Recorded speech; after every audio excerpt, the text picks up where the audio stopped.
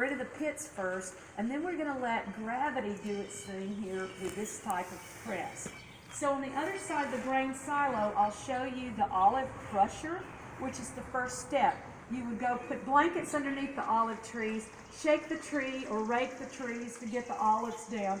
Take the blankets and take them over to the crusher, which has this big stone wheel that you go around and push and push and push.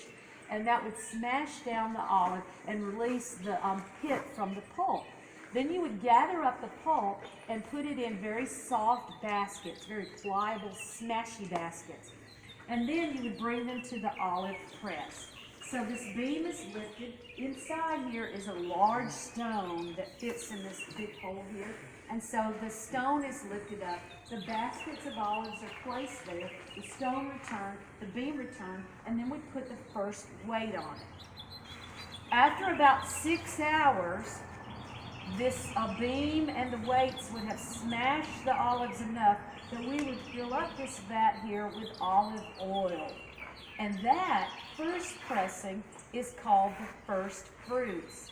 And in the Jewish culture, the first fruits are given to the Lord, to God, to the temple. And so the temple uses that first press for making showbread, for using for anointing, and also for lighting their lamps in the temple. So you give the first fruits to God. The second press, we're going to add, see those divots on the post there? We're going to add a second weight right there. Ooh, thank you for being Vanna. That's perfect, pointing it out. So we'd hang a second weight there. This time the press is going to take about 8 to 12 hours. No, 6 to 8 hours.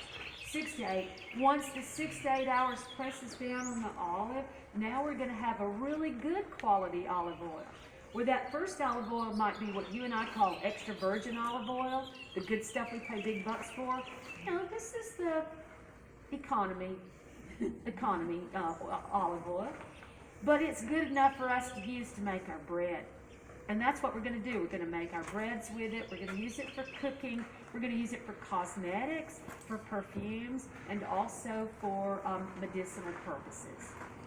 So the average person's diet would have been about 40 to 50% bread, and therefore the olive oil would be very important in making that bread.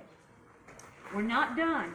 We're going to add a third one. Vanna, point out that last set of notches there. We're going to add a third weight there, and this one will take 8 to 12 hours. And this time the press going down and down and down is going to really push the last bit of olive oil out of that olive.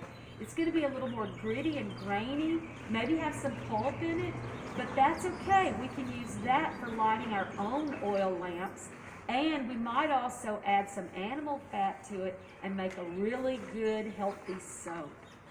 And guess what? A lot of our soaps now have olive oil in them, so we still know how important it was. Yes, ma'am? What are the numbers for